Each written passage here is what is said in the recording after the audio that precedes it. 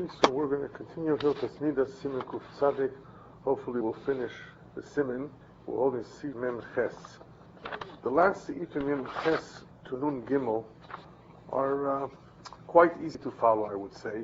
Their conclusions are based on the Gemara and the Mishnah, Maseches Niddah.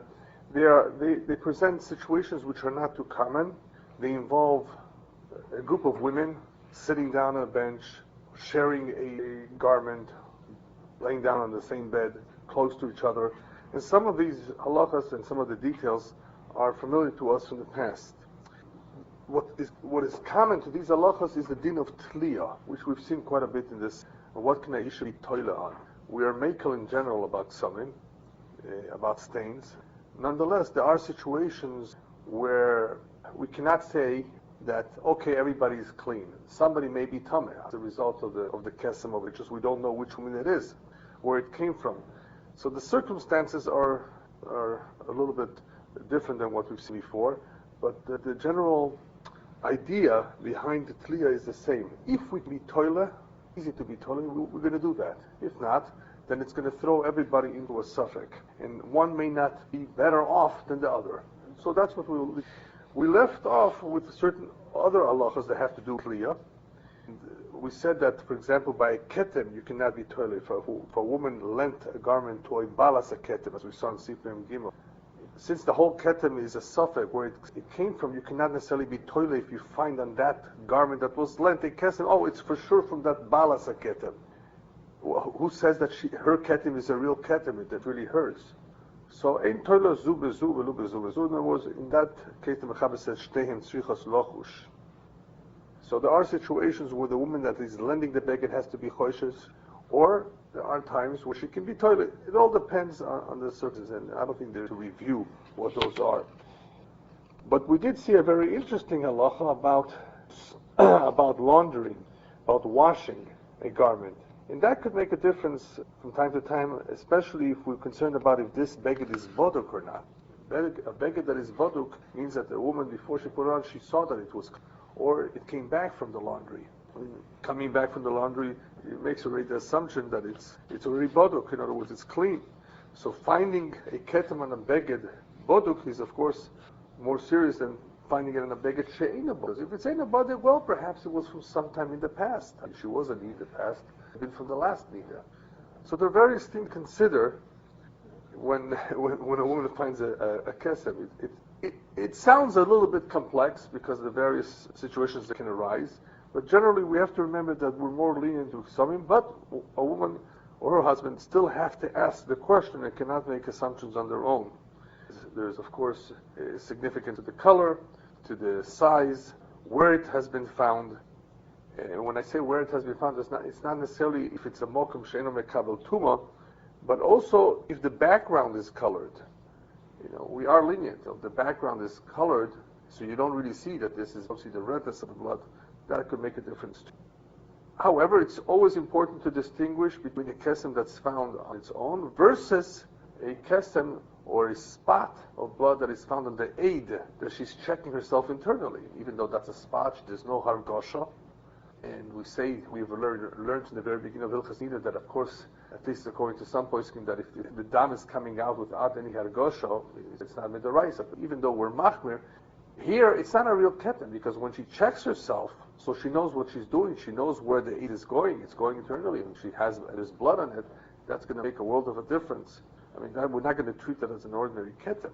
But we will see that this halacha will come up towards the end of Siman Kuf Tzadik, once again, of checking herself internally. And this is something that's done all the time, whether it's a regular bedika that she does after her period is done with, or it could be a bedika because she's choishes, she felt something, she checks herself. There are times that a woman checks herself. So an internal check is very, very different than an ordinary ketem.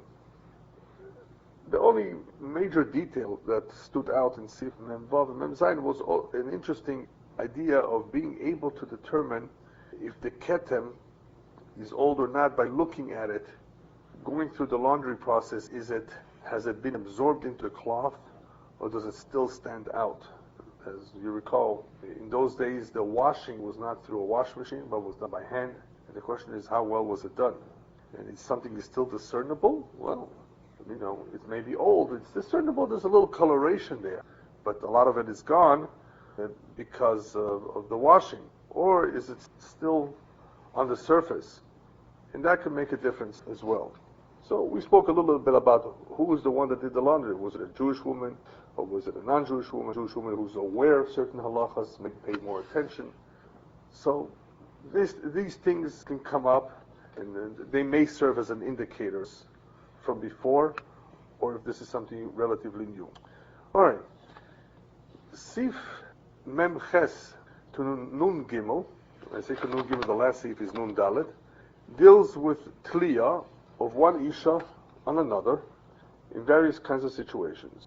And I think the best thing to do is just to go Sif by Sif. It's not too difficult to follow. I pretty much see the differences between them.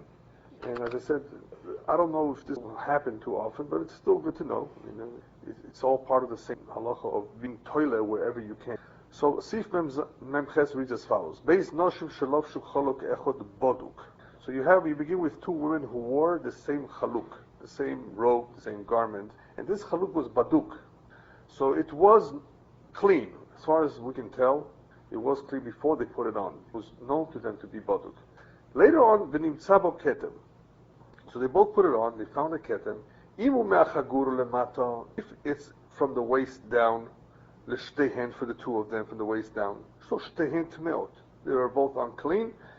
Right? We're not going to say one more than the other, one less than the other. Shtehen tmeot. V'im hu lemala me'achagur l'shtehen. And if it's above the waistline for the two of them.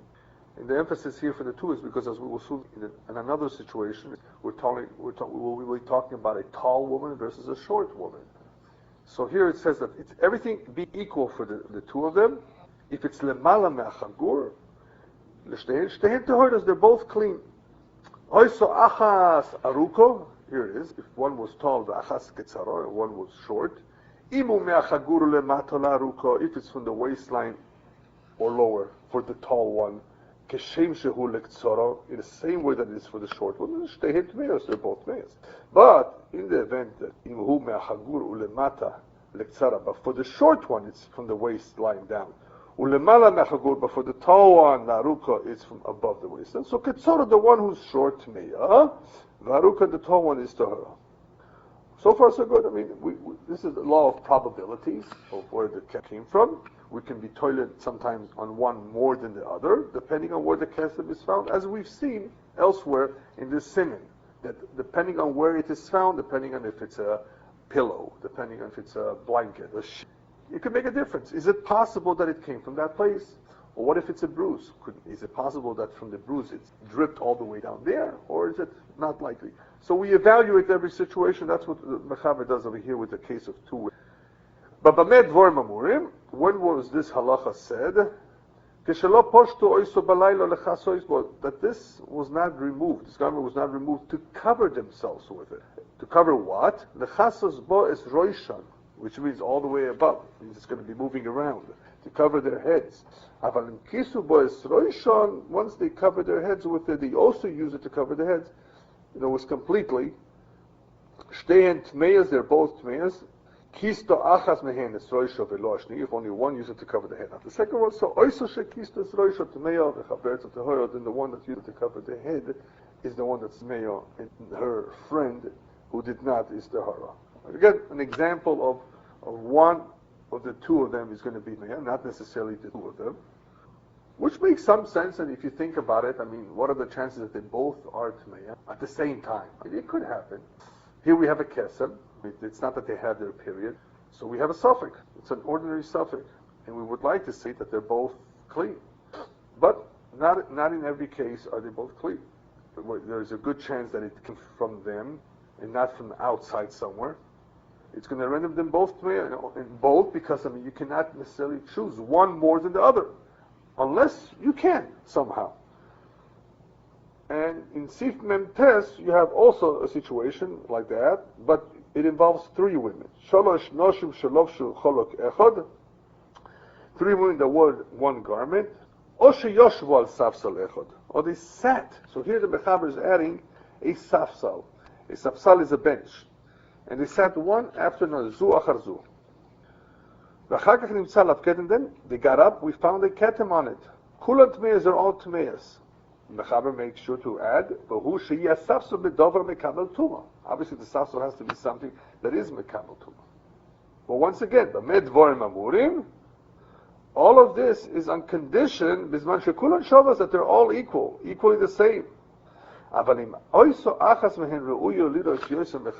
one of them for some reason has more of a reason to see than the other ones, what would be such an example? Let's say she's the keno me'uberes or menika. Let's say one of them is a keno. She's older, past menopause, or pregnant, or nurse.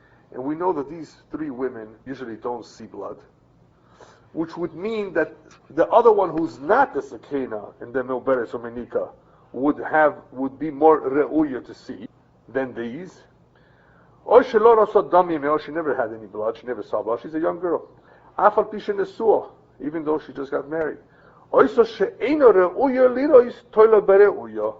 the halacha is the one that is not re'uya lira, the one that you more likely than not would not see, can be toila on the one that's re'uya. Okay, so this somewhat familiar to us. I mean, we've seen the general halacha before as well. What is it to? It's just quoting Mishnah, quoting the Gemara of how these things. The same rule should apply to.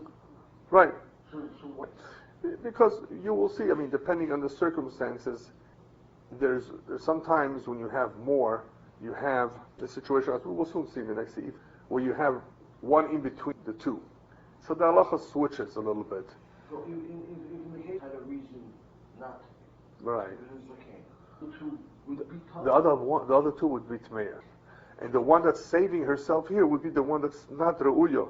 The ein re'uya can be toila on the re'uya. But like you said, here it could be the re'uyois, could be two. That's correct. Here, however, the Taz reminds us what he told us in Sif Chav Hey. He brings down the Rashba, that this case of three women is, even if they did not come to ask a shaila at the same time, remember that? They're still all tmeyas. Because there is a tzad, and there are certain circumstances, situation where if the shaila would be asked by the two who are mesupa at different times, the halacha would be for each one separately tohar. I mean, that concept does exist. But the Taz here brings the Rashba that here it would not apply. That here, even if they all came at separate times, there would be tmeyas. The Shach in the Nekudas Kesef says we don't pass it like the Rashba. What does that mean? Yeah, because there is a Shita's choices in the Ramban, who say otherwise here. So he apparently goes along with that Shita. But if you look at the Badei HaShulchan, he brings down that the majority of poskim hold like the Rashba, that even if they came one after another in this, but at least in this case, they would be tmeyas. That's, I mean, not that this happens, but that's the general acceptance. That we don't, we're not metar or we don't distinguish whether they came together or one after another. Regardless, they would all be tmeyas, unless, as the Mechaber points out, one could be toila on the others. That, of course, we would consider. All right, Sif Nun. Shalosh noshim sheyeshenos b'mita achas umeshulavos. So here they're sleeping. They're on the same bed, big bed, possibly, and they're close to each other. Meshulavos means that they're sheragleihin me'uroi zu vezu. Their feet are pretty much very close to each other, touching. V'nimtza dam tachas achas mehem, and dam was found underneath one of them. Kulan tmeyas. Interesting. You will say, well, why not just be metamed the one underneath, where the dam was found? No, we say kulam tmeyas. Because they're so close to each other, they move around, they could have come from anywhere. Very possibly. But if they're not so close where they're touching, and dam was found under the middle one, kulam tmeyas. Still, even though they're not touching, they will all be tmeyas. All right. What about nimtza tachas apnimis? So if the dam is not found under the middle, the first examples of the mechaber and Sif Nun are the dam was found tachas tzois. So it's the middle. It somehow, for some reason, affects all three of them. But in nimtza tachas apnimis, but if it's found underneath the one that is furthest away from where you go up the bed, He ve'aim tzois tmeya, she and the one in the middle are tmeyas. Ve'achitzoina, but the one on the outer side is tahora. All right.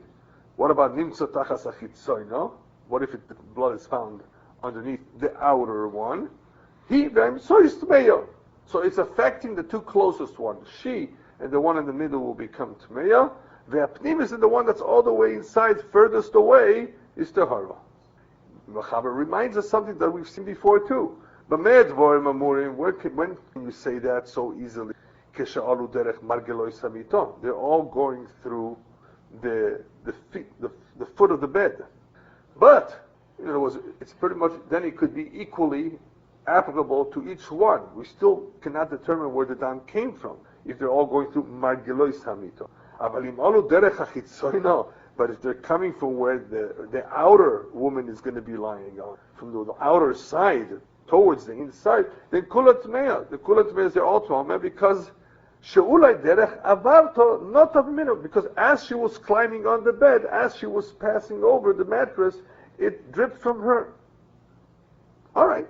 So this makes sense, of course. Obviously, if you're going through derech achitzoina, it could have been the first one, even though she's ending up all the way inside.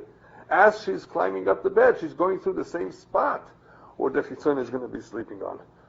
Hanemile, the Mechaber adds one more detail, keshelon nimtzo al sadin ha'elyon.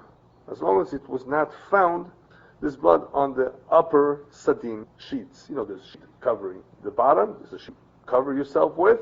Avalim nimtzo boy, if blood is on the sadin ha'elyon, as we've seen before, a sadin, like certain chalukim or certain people cover themselves with, is also leitapech. Middle of the night, it can go anywhere. So we don't say that it was there all the time on one spot and therefore only belongs to one of the women and affects her. It could have come from somebody else and somehow it landed over there. So the Sadin Ha'elyon, of course, the halacha of the Sadin Ha'elyon would be different than finding something underneath it. Underneath it, we could look at it, well, wait a minute, the one that's all the way inside doesn't have anything to do with this dam that's on the outer side. If they climbed up the bed equally, from the bottom of the bed, not from the side. So in other words, we evaluate the situation. The bottom of them, in other words, the mattress where they're sleeping on, does not move as much. So you can make that determination. But something which moves or could easily have moved at night, like we said before with a chaluk covering the head, same thing with the sadin ha'elyon, that would make them all equally tumeya. Make a different bottom sheet? Yeah. I saw in the Achronim, a very good question. I saw in the Achronim that they talk about it, on how fitted it is. Very good point. I just didn't mention it because, but very good, yeah. You're right. I mean, it is brought down. The Achronim speak about fitted versus not fitted in different words, because it could happen, and when we need to evaluate a situation, we need to consider that. Is it possible? And the answer is, yeah, it may be possible. Yeah, that it moved around. Now here, what's interesting, the Ramban here on Seif Nun writes that when we say that the chitzoina is tahara, in other words, when we have dam tachas apnimis, right? The one that's all the way inside is where we found the blood, and therefore it affects her and affects the one in the middle, but not the one that's chitzoina, because she's too far away. So the Ramban says this kula, this leniency, is even if the two internal women are becheskas mesulokos domim, which is interesting. Even though those other two are pregnant, or let's say the other one at the end is an elderly woman, and the one in the middle is pregnant. So there's still, both of those are mesulokos domim, and you would say, well, they're mesulokos domim. It must be from her, from the one that's a chitzon. No, but where is the blood? The blood is hapnimis. It's all the way there. I mean, sof, in the end, it's not possible, it's almost impossible, that the dam should have come min achitzoina all the way to the bottom of the woman who's at the other edge, inside. So even though they are mesulokos damim, and ordinarily we would be toile that it can't be them, that's what the Ramban here is bechadash, that the kula here is even If the other two are Mesulakos Damim, but she's a Chitzayna, the blood is not here, it's all so far away. No, we're going to say it most likely is there, from there, and not from the Chitzayna. On this, the Rashba says, on this the Shach says in the name of the Rashba, that if we're only talking about a case where it's one woman is involved on the bed, then she would be Tmeya with any kind of keten that she finds anywhere in the bed. Since she's by herself, there's nothing to be moineya from her to prevent her from reaching any spot in the bed. There's no woman blocking her way. There's no child, there's no husband. If she's by herself in the bed, there's nothing blocking where she could have moved around. It could be anywhere in the bed and it's from her. Otherwise, where does this dam come from? That's what he says. It's all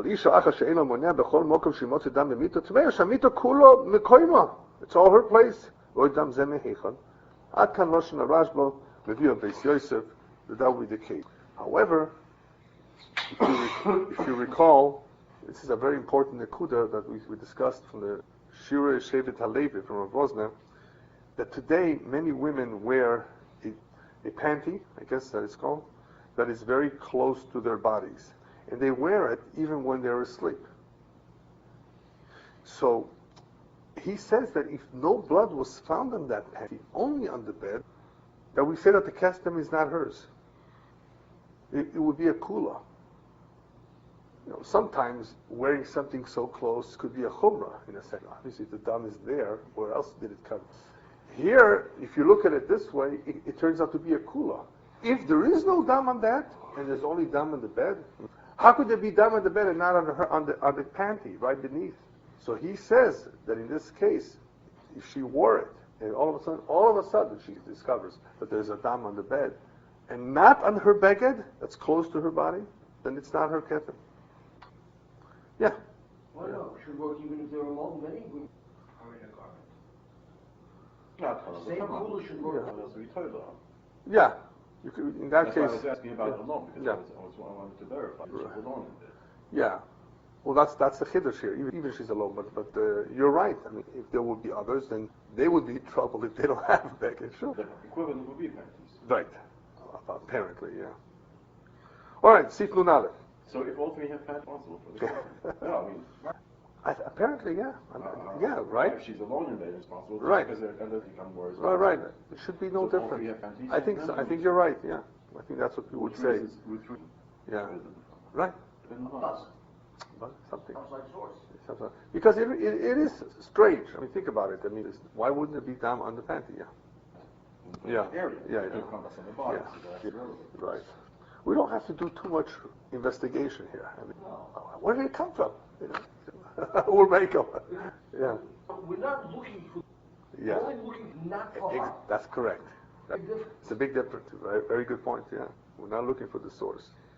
As long as she's clean, she's clean. Sif Nun Aleph, we're going to see several scenarios where the Chacham were makel. If a woman checked her after discovering the ketem, and she sees, well, there's nothing inside of me now, how this will help her. So Sif Nun Aleph reads as well. All of what we've learned so far, Kol ze mayli shelo bodku shum achas mehen, o shebodku shloshton umotzu tehoros. What we've said so far is either none of them checked after they found the kesem, or that they all three checked and they found that they're all clean. Avalim bodko achas or shtayim. But let's say one or two women checked immediately after discovering the kesem. Umotzu tehoros, and they found themselves to be clean. Hein tehoros ve'acheres shelo bodko tmeya. The one that never checked herself, we're going to say you are tmeya. So checking. Pretty much, and now this is a very critical detail. When did they check? Right now, as we go through the Mechaber, we're assuming that it was immediately after discovering the ketem. All right, and that's how we understand it. I mean, immediately after discovering the ketem, they did a quick check, internal, and they were clean. The one that did not check would be tmeya. V'im botko gama shlishi sumotzo tehara. What happens if the third one also checked herself and she finds that she's clean? Kulon tmeyas. Then they're all tmeyas. Well, then the checking apparently is not as strong, did not help them. And this also has to do a little bit with time factor. Who says that the blood is there right now? Maybe it was several hours ago when you were asleep. So in some ways the checking is a kula, but it does not always help. So let's see a little bit more. Im botko achasu motzot tmeya, if one checked and she finds herself to be tmeya, ha'acher shelo botku, the other two that did not check, toilas bo, they put it on her, they hang to her so they're clean. Botku shtayim umotzot tmeyas, two checked and found themselves to be tmeyas, hem tmeyas, v'agimel ashlishis tahara, the third one is tahara. Why? No. Checks. One or two, yeah, it could help. Exactly. So in this case, Botku Shtayim, and they both found themselves to be Tmeos, so they're Tmeos, and the third one is to her, they should toila bahen, she can attribute it to them. Now the Mechaber adds an important detail, the talina be'oisa shemotza Tmeya, that which we can attribute it to the one who found herself Tmeya, letaher ha'acheres, to make the other ones tahara, or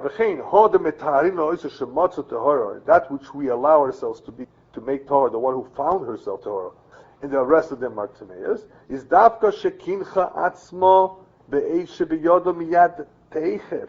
It's only in condition that she cleansed herself, checked herself, in other words, with the aid that she has in her hand, teichef lemitziat hadam, immediately after discovering the blood. If she waited longer, in other words, if she waited kedeshir bdika, which is a whole internal exam, dehainu, and he explains what that is. Kedeshir tekaneach bechoinu b'stokim, that she should check herself thoroughly inside. Ein abdika mo'eles letameo letayer acheres v'lo letahiro letayer atzmo. It helps neither way. It doesn't help to make her tmeya, to make the others tahara, or to make her tahara, if she finds herself clean, to make herself tahara and the other ones tmeyas. What is the time? Saying immediately, and the inspection cannot be done. Right, just a couple minutes that it takes for the bit to do young. That's all it is. It's a very very quick shear. Now, this we saw over here is a very interesting kula. And the question is, how does it work? Because ultimately, is it discovering, is it the time discovery of the dam, or is it really from when the dam happened that we need to know? Some time has transpired here. And here we're seeing a kula, we're seeing a leniency that teichef the metzias aketem, b'shir veset, as long as it's in the shir, that this would help to make her tahara, as if she finds herself clean. So I looked it up. I mean, what's pshat? What kind of a kula is this? So I saw it brought down in the name of the lechem besimlo. What's the reason why we're makel here? If after all it's possible that the dam was there from before, and now she will not see anything. That this is a kula bedinik somim. This is a leniency that you find in the halachas of somim, that we relate to the rega, to the moment of discovering the kesef, as though this is the moment she saw. So the moment of discovering of the kesem is as though this is the moment she actually saw. Even though it could have been, she saw a lot before. And now she's not seeing. So who's to say, it could still be hers. No, we're saying we're meko, that if she checked immediately now, upon discovery of the kesem, it is as though she saw it now. In other words, so if she's tmeya, the rest are tahara. If she's tahara, then the rest are tmeyas. Yeah. And the Chavas Gas also has something to say, that the heter here is medikliya benida. Perhaps, in other words, that you're a toilet on the nida, that she became a tmeya. In other words, that she's tmeya even afterwards, when we discovered the ketem. So in other words, since this is the ketem, and she's a nida, even though there's some time in between them, we can be toilet this on her status before. That would have to be within a very short. I think that's what he says. Yeah. For us to be quickly. Oh yeah. How? What do you mean quickly? If we're going to be toilet Yeah. on someone who is for half a day, that night, that morning, whatever, it's going to happen very quickly. If we're going to retroact a lot. Yeah, no, but we are. That's what we do. We saw that before. Yeah, so I think that's what he's trying to say, is that here we somehow relate this to her. Toilim Benida. Even though there's some time lapse in between the time she was a Niddah and the discovery of the Kesem. Now, here there's a big machloikas between the Raavad and the Rashba, between a bed and a chaluk. Whether we apply the same halachas to both or just to one and not the other. And the reason for that is because by a chaluk, a garment, one of them says that only the last one could be metar atzma, the last one who wore it, because the first ones would not have been able to check within the required amount of shir vessel. That's not, from the Rambam, it's mashma that there's no chiluk, as we saw in the Mechaber. He does not make a distinction between chaluk and mita. But apparently here, there are some who would hold, Rashba and the Rashba, I think they both hold the same, that there would be a difference, because they would not, the first ones would not have been able to check it in the required amount of time. The last one perhaps has a chance, because she had, it could have been very recent, so she could be metar atzma. She has that chance of checking quickly, of discovering it. Most likely, because of a quick check, her determination is a good determination. It was there or not. It what? It exempts her, right. Whereas the other ones, it could have been because so much time went by before, or I should say after, they could have had the blood, that their checking would no longer help them. Okay, so that would be the difference between a mita and a chaluk. Yeah. So how Right. can help all the In other words, the last one who wore it would be able to gain from this. Like Niddah said, would be the only one exempt if, in fact, she checked herself. She's not, yeah. So the Raavad and the Rashba make a chiluk b'mita lechaluk, but we don't apparently see here, because the Rambam doesn't make that chiluk either. Probably she checks herself. Yeah, or it doesn't really make a difference. Either way, we're makel because we treated the time of discovery as the time that it was actually. All right.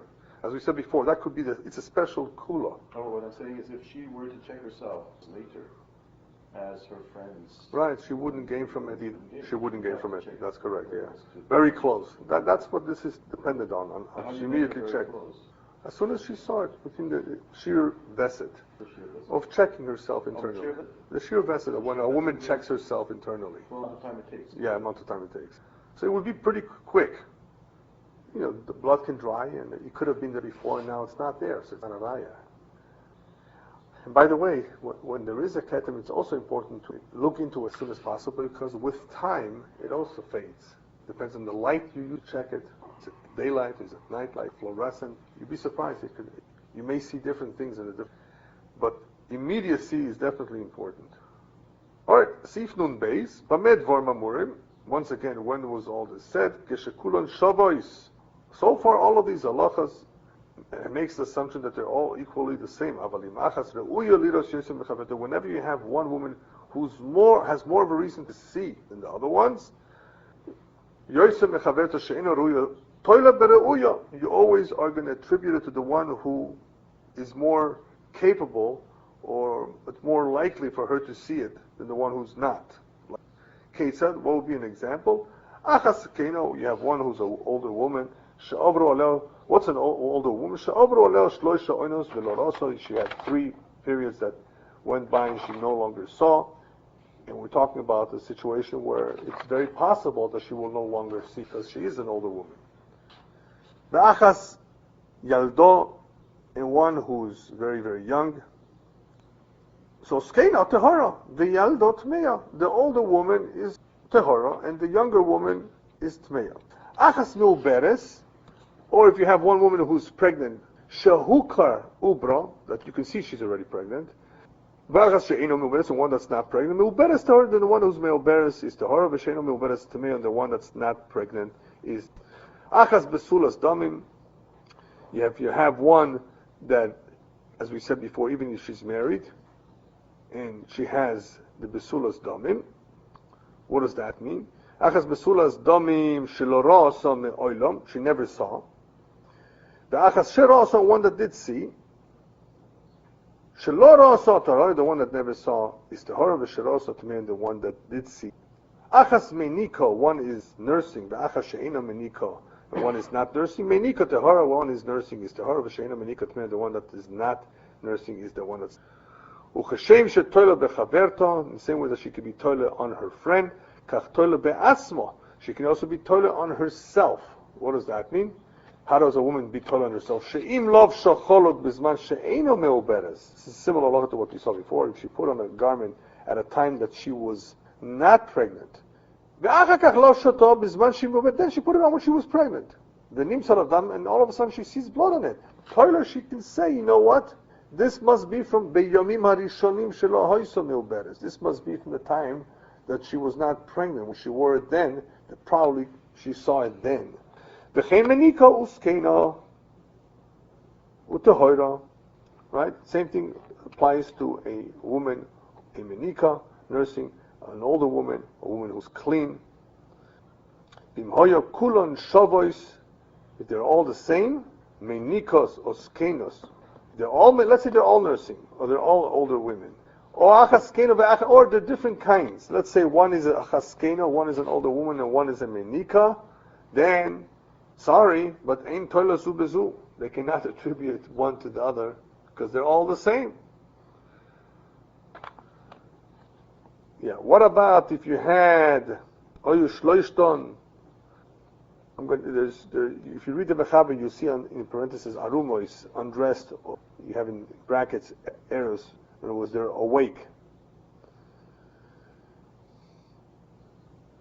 So let's assume that they're all three in the bed awake. The sheikhos alamito or yoshos alafsapsol ke'echos are sitting on the bench at once at the same time. V'nim tzodam tachas achas mehen, and you found blood underneath one of them. Afilu tachasayim tzois, even underneath the middle one. Kivan shekol achas makeres mekoimo. So they're awake, they're not sleeping. Each one knows where they are, sitting or laying down. Also, shetoimar boreli shelobosi lemokom shenimtzo adam tahora. The one that says it's clear to me that I was not there, she's tahora. If someone is not clear, maybe he did move around, then she would not be tahora. What if v'nimtza b'neihem, and if it's in between them? Right? In the first case, it's tachas ein tzois. Since each one knows its place, as long as each one knows clearly that they didn't go anywhere else, they're Torah. But in nimtza b'neihem, if it's in between some of them, Ashtaim shenimtza b'neihem tameos, and the two that it's in between are tameos, ve'acheres Torah, and the other one is Torah. But in olu derech hachitzono, if they went through the same spot, climbing up the bed from the outer side, and it is found underneath the chitzono, kulon tmeos, they're all tmeos. If it's tachas ein tzois, if it's beneath the middle one, and tzois upnimis, tmeos in the middle one, and the internal one, the one all the way inside is tmeos, the chitzono tahora, and the one on the outside is tahora. Tachas apnimis, if it's only underneath the last one, the internal one, all the way inside, hi levado tmeya, she by herself is tmeya, ushtaim achitzonos tahoros, and the other two outside are tahoros. Vim hoyu lohen esek letzad ponim, letzad pnim. If they for some reason had reason, they were doing something, involved in something, engaged in something that would take them or would move them towards the inside, shedarkon lekara letzad pnim, that would somehow get them closer to the inside. For example, let's say they're all involved, they're grinding using a millstone, and it gets them to move around. And then there's dam underneath the pnimis, on the internal one. The two inside are tmeos. And if it's underneath the chitzono, he tmeo upnimis tehora, and the inside is tehora. She'ein pnimis doichekes lavo letzad hachitzono, because the pnimis does not in any way push herself all the way to come to the chitzono. So here, in the last example, the dam being found tachas apnimius would make the last two, the shtem apnimius tmeos. But in the case where the dam was found tachas achitzono, it would help the pnimis, because the pnimis would not Vidoichekes would not push herself to come towards the chitzoina.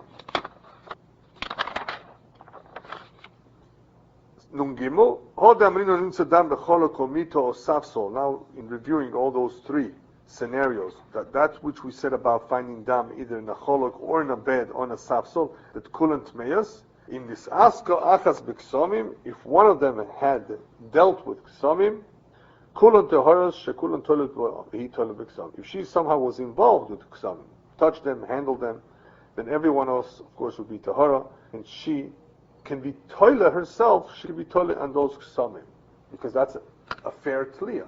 You know, I was dealing with dyes that could have brought ksomim. So that would save everybody. That would help everybody. The rest will be taharas. We know that this one was toilet b'ksomim. It could be toilet in those ksomim as well. Okay, these are the various scenarios that apply to being toilet one on another. If there's reason to be toilet one woman more than the rest of them, then she could be either tahara or tmei, depending on what exactly we're being toilet on. Or we're being toilet because she's the one that's pregnant, or means that it probably is not from her, or we're being toilet that she is the one that most likely did have the blood, because the rest of them are not in that position. Either way, that's something to consider. Okay, we've come to the last seif. Also a very important seif, Siman Kuf Tzaddik, Siman Nun Daled. Even though we are metame ksomim in certain situations, we've discussed a lot of the kulas of ksomim, but we are metame. A kesem can render a woman tmeya just like a niddah. I mean, she would have to wait the whole thing. A kesem can complicate matters during Shiva Nekiyim to go to the mikvah. I mean, a kesem, if it happens to be a real kesem, a kesem that is just like blood, we treat it just like blood. However, here comes the big exception to ksomim. Even if we are going to be metame the ketem, the Mechaber says, "Ein b'ksomim mishum veset." A kesem by itself cannot create a veset, cannot undo a veset. Keitzad, for example, motza ketem b'rosh chodesh. Let's say she found a ketem on Rosh Chodesh. Afilu sholosh pa'omim, even 3 times. Lo kovata velo karto. She was not koveh and you veset, neither did she uproot the veset. Very important point. Chutz mikitmei eid haboduk lo. The Chaber here makes a very big exception, unless we're talking about a ketem found on the eid she's checking herself with, it's an eid haboduk lo. Shehem metamim b'chol shehem, because in that case you don't even need a shear. Remember, if it's eid haboduk lo and she sticks it in, it's coming from there. The Mechaber says that they are real, true re'iyos l'kol davar, for everything. Kol davar meaning not only that she's tmeya, but this could become a veset. But this is not so poshut. On this eve, the Ravid is mechadash as follows. Then he says like this, that even though Chazal were metamek somim, they weren't choishesh so far as that the kesem can make a veset. And it's mashma from that is, even if it repeats itself many times, several times. There are certain achronim who are choilek on that. Yeah, the achronim talk about re'iyah b'li hargosha. If a re'iyah b'li hargosha korvas veses, and is that like a kesem? Re'iyah b'li hargosha basically means she saw without feeling. Now, the thing is that many women today will see without feeling. And we treat this, at least, that she's tmeya midirabanan, but she's tmeya. But some want to take it as far as saying that this would have the same status as a ketem, which is not so pashut. So Rabbi Kiva Eger has a whole discussion about this, and it appears to be that he said that we're making only the kesem that is found on her beged or on her body, not necessarily if she had a re'iyah without a hargosha.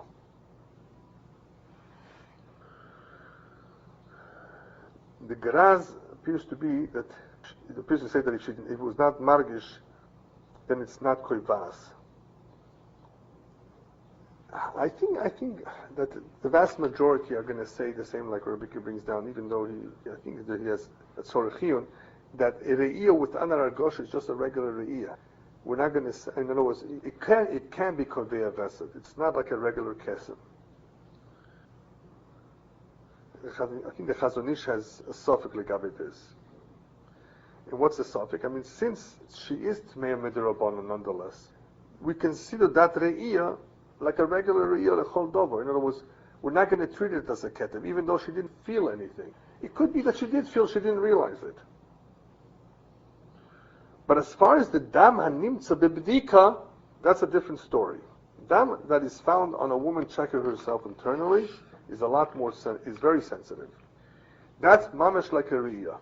And here from the Mechaber, if you read it literally, it says chutz mikit me'eda bodoglo shehem mitami b'choshe v'harein keriyus lechol dover. He seems to be saying that such a situation where a woman checks herself, even pam achas, even with once, that would be sufficient. I mean, it could be like a vesed sheina kavua, but it could be a problem. I mean, imagine, and I've seen it. The various places can bring this down. That what if she is checking herself in the middle of the shivas neki, and all of a sudden, it's an internal check. She's on the the boduk. It's not only complicating matters for now, it's complicating matters for later too. Is this something new? And I think even Rav Moshe has a tshuva where he's machmer. For the Mechaber, we don't see anything about 3 times here. We just see that he treats this not as a ketem, and it's for sure not a ketem, and we're machmer. The question is there mishum veset on this? Could this establish some sort of a veset? And if yes, how many times do you need? Is one time enough? The Mechaber appears to be that even once. But from what I recall, the vast majority of the Chachamim say, and they learned this from the Levush, that it would require 3 times to establish. It was just she saw it once, maybe she's. I don't understand what would be the chumrah here so much. If it could still possibly be part of the period that she just had, if it's during the Shivas Nekim. If it's not during the Shivas Nekim, that's perhaps a different situation. Why is she seeing blood right now? But if it's during the Shivas Nekim, I believe that just about everybody's meikol. I mean, there are some who are machmer, that even with once, it would present itself a problem. There's no doubt that dam does render her tmeya, depending on what sees it and everything else, the conditions about ksomim. But here, in the case of the Mechaber, we're talking about dafka kitme eid habodoklo, which is what complicates matters, because it's an internal check, so you can't really be toila so easily. So the question was a gabe veset. So that's what I recall, that we're not machmer with one time.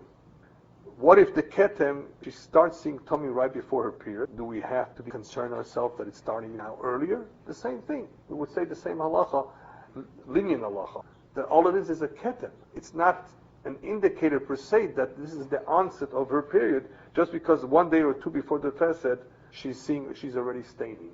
Very important point. This could happen. If she has a regular Vesed, she goes by the regular calculations of that Vesed, whatever it may be, whatever she calculates. But to consider the Tomim that are coming a day or 2 before, I mean, if it's a lot before, it's something else.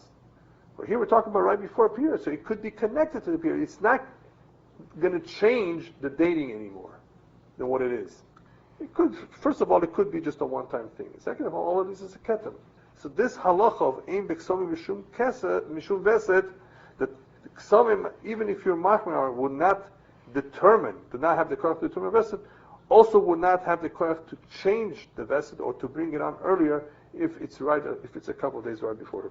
Okay, so this is the end of Sikuf Tzadik. So I'm going to go on to Kuf Tzadik Aleph and